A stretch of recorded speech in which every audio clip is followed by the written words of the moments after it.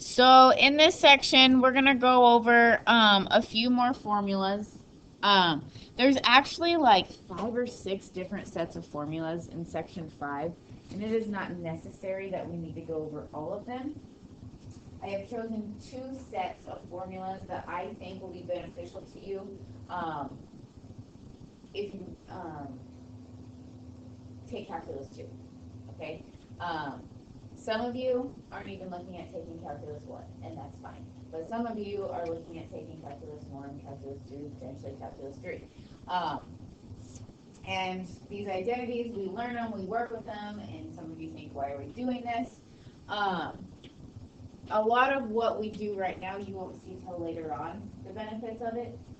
But if you get to Calc 2, these are 2 formulas that we use often during a few of our chapters.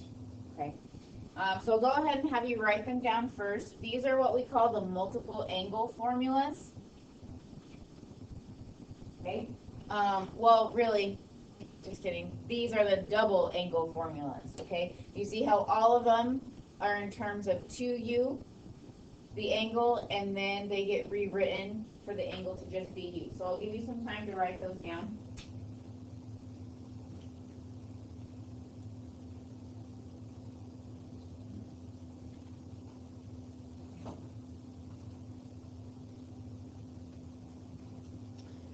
Cosine has 3 different ways it can be written.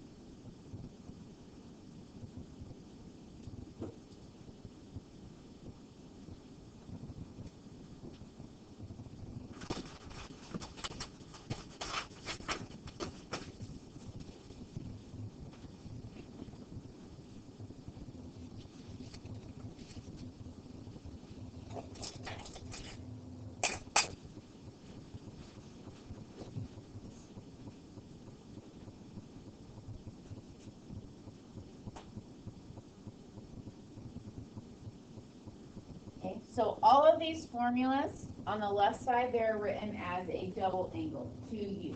And then the purpose of rewriting them is we take that double angle and we change it to, in this case, a single angle. Okay. This can also apply to angles besides 2u. If your angle was 4x, then when you rewrite it with the formula, all of these become 2x. So it basically takes your angle and cuts it in half when you rewrite it. Does that make sense? Okay.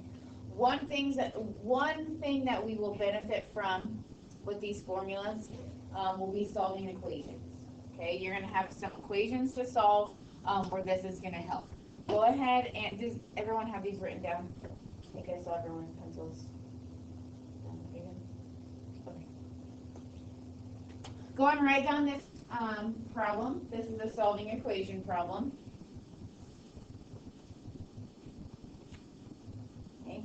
We have 2 issues with this question. What are the 2 issues? There's a, for the sign, there's a number with the coefficient.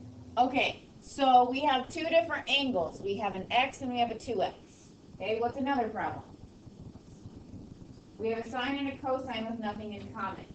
Okay, now there's no sine squared or cosine squared to rewrite using the Pythagorean identity. However, we have this double angle right here, and we can rewrite a double angle, correct?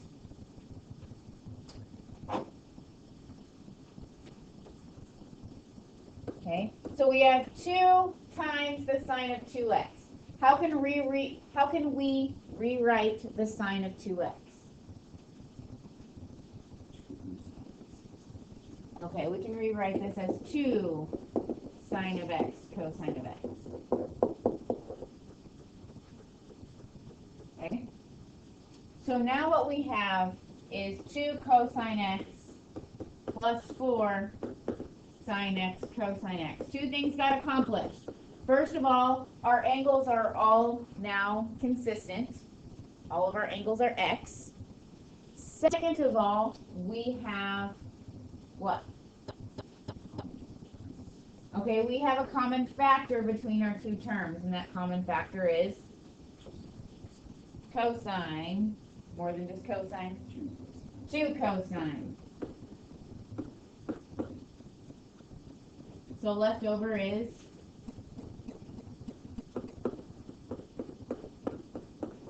1 plus 2 sine of x.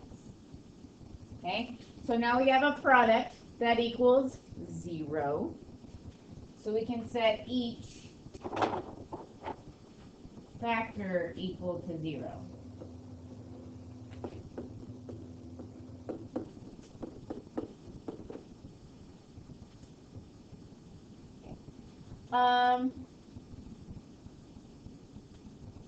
We'll start on the left side here. 2 cosine of x equals 0. That really just means where is the cosine of x equal to 0? Okay. Sarah, where does that happen? Good. For this example, I'm just going to write the solutions between 0 and 2 pi. Alright. So I think that's how your homework assignment will be tonight, so we'll just we'll stick with those instructions. So pi over 2 and 3 pi over 2. Then over here we have 1 plus 2 sine of x equals 0. That's the same thing as the sine of x equals negative 1/2.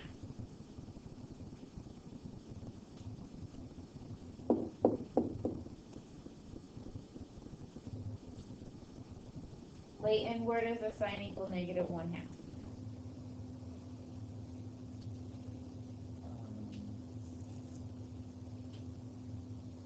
7 5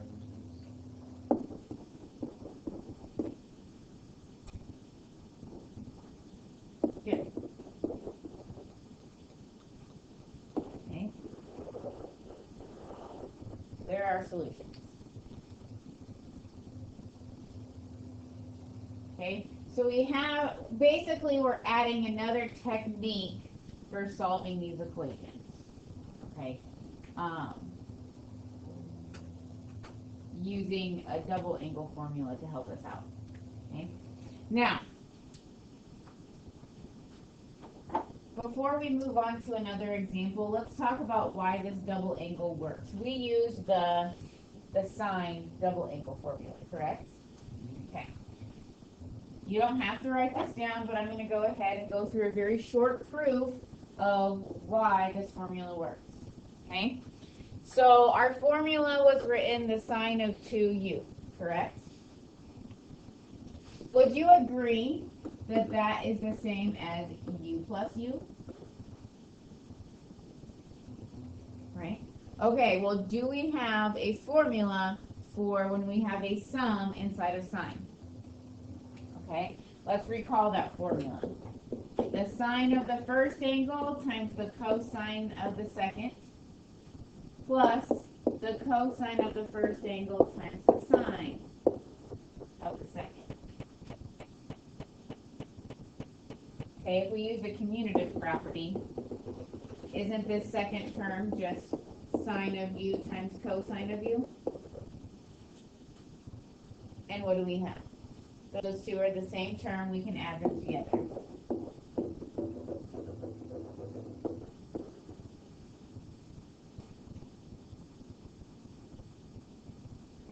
Right?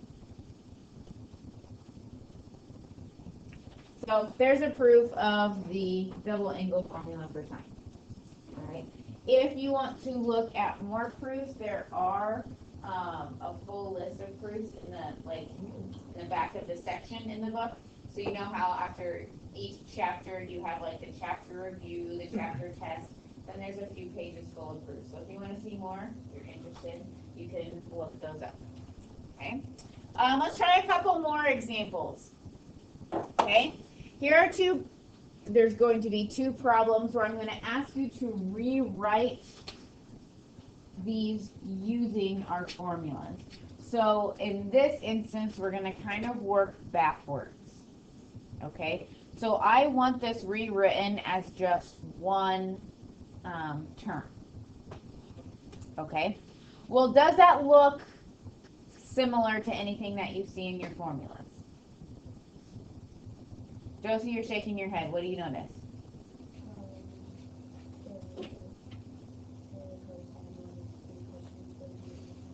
Okay, so one of the cosine double angle formulas is 2 cosine squared u minus 1, right? So what might be helpful to do in this problem so we can compare it to that formula? Factor out a 2. Okay, we can factor out a 2. So we have 2 times 2 cosine squared x minus 1. Okay, so now let's compare it to this formula. 2 cosine squared x minus 1, we could rewrite as what, right? Could you just rewrite it as cosine of 2x? Yep.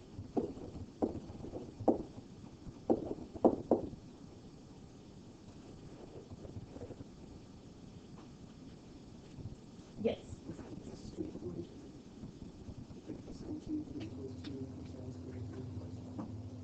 That's one of the formulas I gave you on the first page. Okay, so Josie just noticed that this pattern looked like that formula, and so we kind of manipulated our expression to use that substitution. Does that make sense? Okay. All right, let's try another one.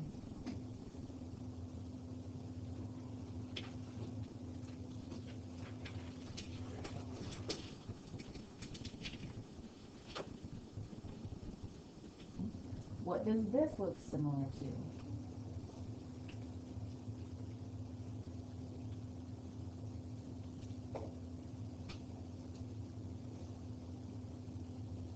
Look at your formulas. What does this look like?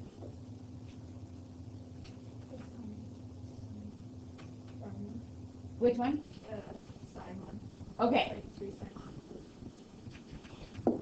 We know that the sine of 2u is 2 sine u cosine u, correct? Okay. So let's look at this over here. So we want to have a coefficient of 2, right?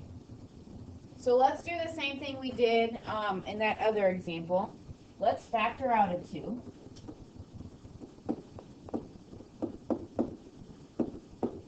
Our angles still stay the same. Okay.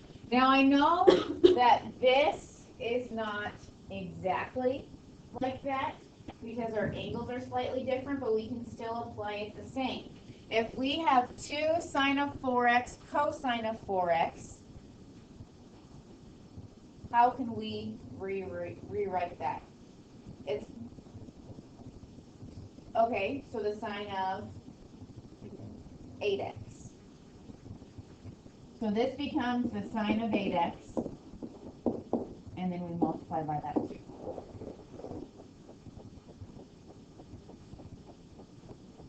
Does everyone see how Michaela came up with that?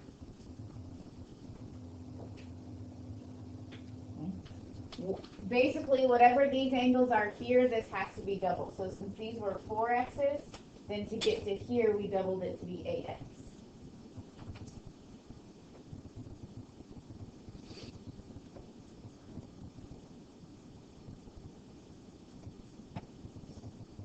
What's going to happen next week when you guys have 5 days of school?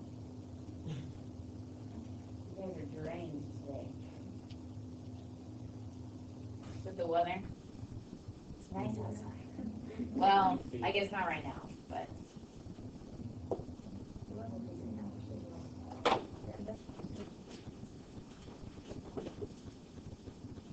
Okay, let's talk about our power reducing formulas. I always notice, like when I take my kids outside for the first time in a long time, they get tired really fast. That will have to be you guys because all played outside yesterday and I'm tired. Seriously, it's amazing. Like you go outside for the first time in months and they get white.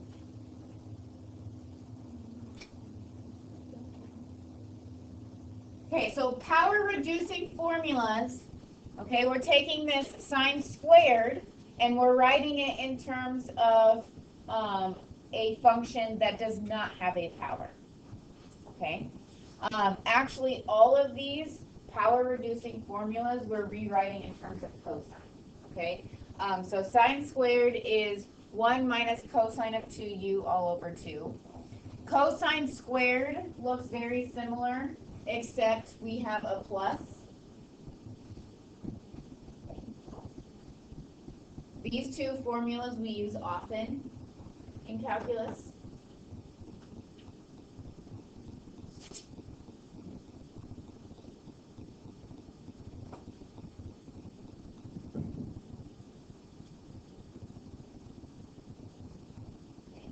And then if you imagine tangent squared, if we take sine squared over cosine squared, we get this.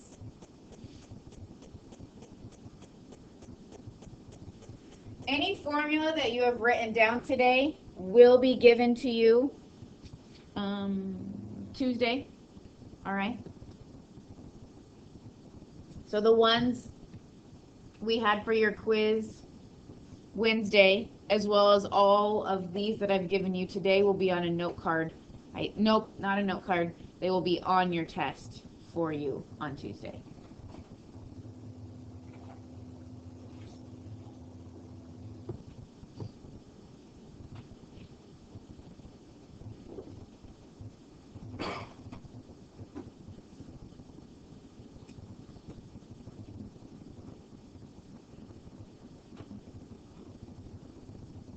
We have these written down? Okay. Okay, so I want to take sine to the fourth x, and I want to rewrite it in terms of first powers of cosines. Okay, so I basically want to rewrite this so there are no powers. Okay, and this is actually something that's very beneficial. Later on in calculus, I'd explain it to you, but you wouldn't know it. So, did we have a formula for sine to the fourth x? No, but we had a formula for sine squared. So I'm going to rewrite this as sine squared times sine squared. Because that's the same as sine to the fourth. Okay. So now let's apply our power reducing formulas. Sine squared is the same thing as 1 minus cosine of 2x all over 2. So we're going to have that twice.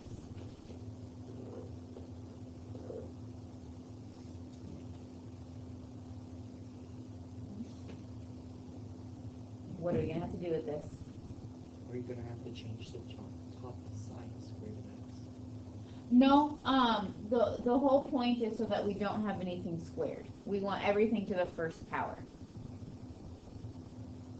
So we've changed these to, now they have the first power, they don't have a squared anymore. But we're going to have to do with these.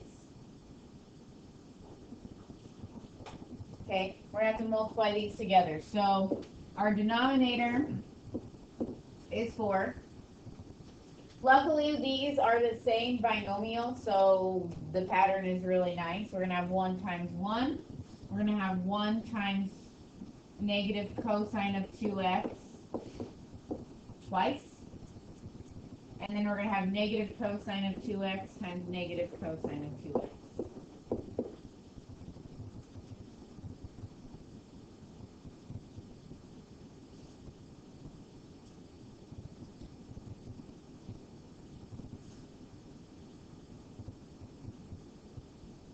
Okay, so let's do this. Okay,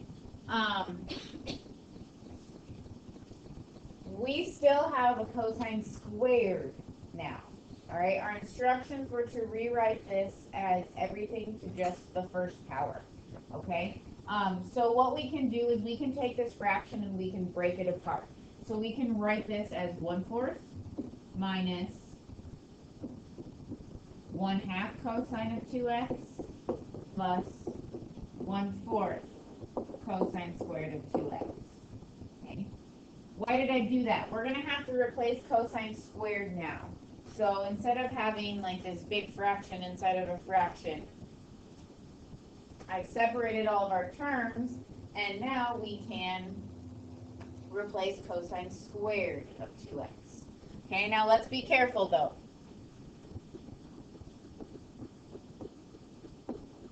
When we go to replace cosine squared of 2x, what is that going to do?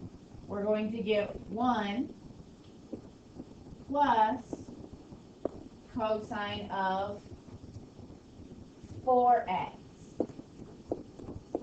over 2. Okay, I'm going to take a time out. I'm going to go back to our formula here. Okay, whatever this angle is here, this basically is saying you need to double it. So since our angle was 2x, when we apply the formula, it becomes 4x. Does that make sense? Okay. So now we basically just need to clean this up and make it look nicer. Okay? We have 1/4. What? No. Okay. Minus 1/2 cosine of 2x plus 1/4 times, we can split this fraction up.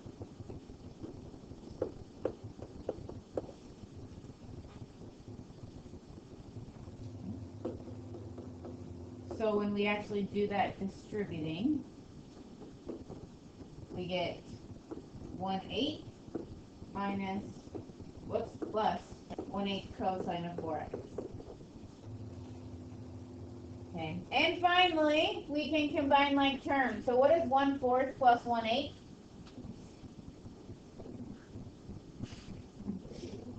Three-eighths.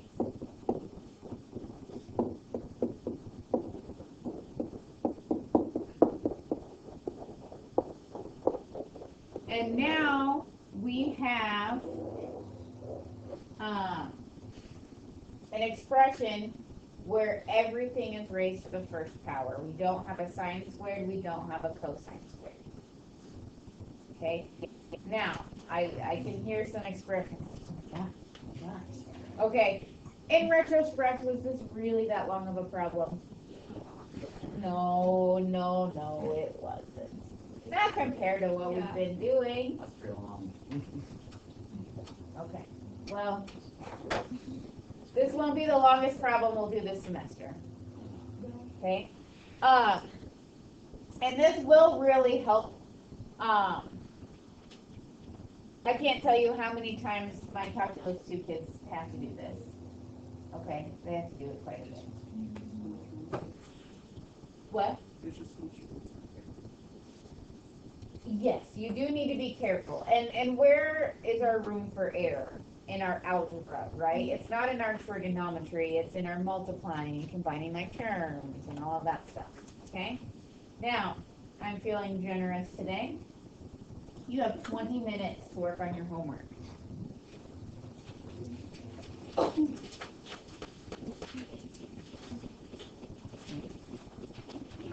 Please use this time wisely. We have a chapter test on Tuesday, so you'll get your review Monday morning. I would love to give it to you now, but I don't have it ready. So, yeah. Basically, I'll give you work time on Monday for your review.